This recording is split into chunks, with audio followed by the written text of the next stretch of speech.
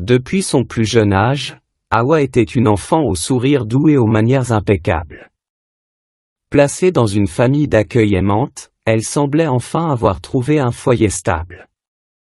Le couple, Julie et Mark, s'était attaché à elle, convaincu qu'elle apportait de la lumière dans leur maison.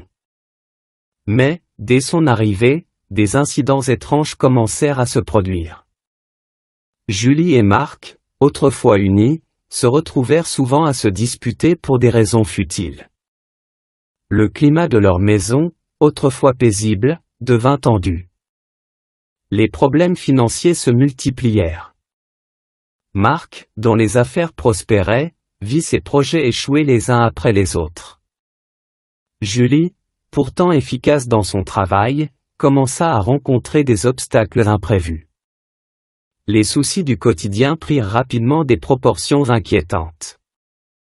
Les appareils électroménagers tombaient en panne sans raison apparente, les plantes mouraient subitement, et même les animaux domestiques semblaient mal à l'aise. Le couple, perplexe, chercha d'abord des explications rationnelles, mais chaque tentative de solution échoua. Un ami proche de la famille, Olivier, nota le changement. Lors d'une visite, il remarqua l'atmosphère lourde de la maison et les tensions visibles. En discutant avec Mark et Julie, il apprit la série d'incidents inhabituels qui se déroulaient depuis l'arrivée d'Hawa. Olivier, ayant des connaissances dans le domaine spirituel, leur suggéra de consulter un féticheur. Julie et Mark, désespérés et à court de solutions, décidèrent de suivre son conseil. Ils se rendirent chez le féticheur, un homme réputé pour ses capacités à voir au-delà des apparences. Lors de la consultation, le féticheur les écouta attentivement, puis leur révéla une vérité troublante: le problème résidait au sein même de leur foyer, et la cause était Hawa. Le féticheur leur donna un produit spécial, un test destiné à confirmer ses soupçons. S'ils parvenaient à faire manger ce produit à Hawa, ils sauraient la vérité. De retour à la maison, Julie et Mark, le cœur lourd, décidèrent de tenter l'expérience. Ils demandèrent à Hawa de s'asseoir à table et lui proposèrent le produit. La réaction d'Hawa les laissa sans voix. Hawa refusa catégoriquement de manger ce qui lui était offert, son visage habituellement doux devenant soudainement froid et déterminé. Julie, bouleversée, insista doucement, mais Hawa, d'un regard perçant, fit comprendre qu'elle ne céderait pas. Le couple, effrayé par cette transformation, comprit que les soupçons du féticheur étaient fondés. Les jours suivants furent marqués par une tension extrême.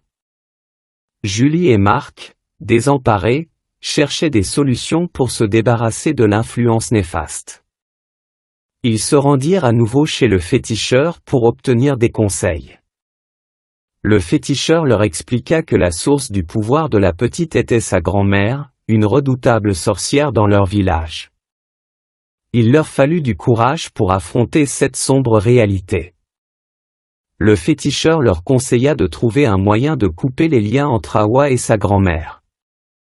Cela impliquait un rituel complexe et risqué. Julie et Mark, déterminés à sauver leur famille, acceptèrent de suivre les instructions du féticheur, malgré la peur et l'incertitude. Le rituel nécessitait des préparatifs minutieux. Ils devaient obtenir des objets personnels d'Hawa et les utiliser dans un rite de purification. Mark, se souvenant de la petite poupée qu'Hawa gardait précieusement, la récupéra discrètement.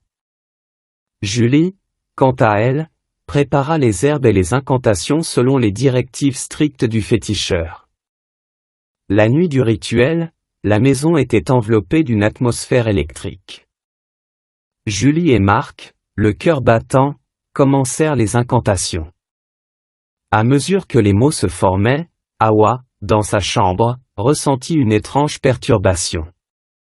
Ses instincts la poussèrent à rejoindre ses maîtres, mais quelque chose l'en empêchait.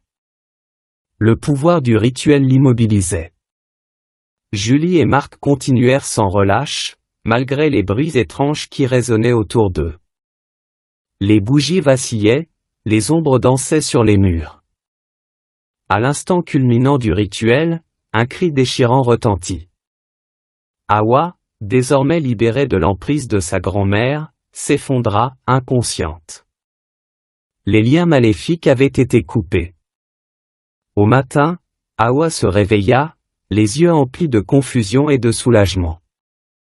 Elle ne se souvenait de rien, mais le changement était perceptible. Julie et Marc, épuisés mais soulagés, la prirent dans leurs bras. Le féticheur, les ayant rejoints pour vérifier le succès du rituel, confirma que l'influence néfaste avait été éliminée. Les jours suivants marquèrent une renaissance pour la famille. Les tensions disparurent progressivement, et les affaires de Marc commencèrent à reprendre. Julie, à nouveau épanouie, retrouvait la joie de vivre. Hawa, désormais libérée, devint une enfant normale, enfin capable de recevoir et donner de l'amour sans la sombre influence de sa grand-mère. La famille, reconnaissante envers le féticheur et Olivier, comprit la fragilité des liens invisibles qui nous entourent. Leur expérience les renforça et les rapprocha. Ensemble, ils décidèrent de tourner la page, de reconstruire leur vie sur des bases saines et positives. Les cicatrices de leur épreuve deviendraient le fondement de leur nouvelle harmonie.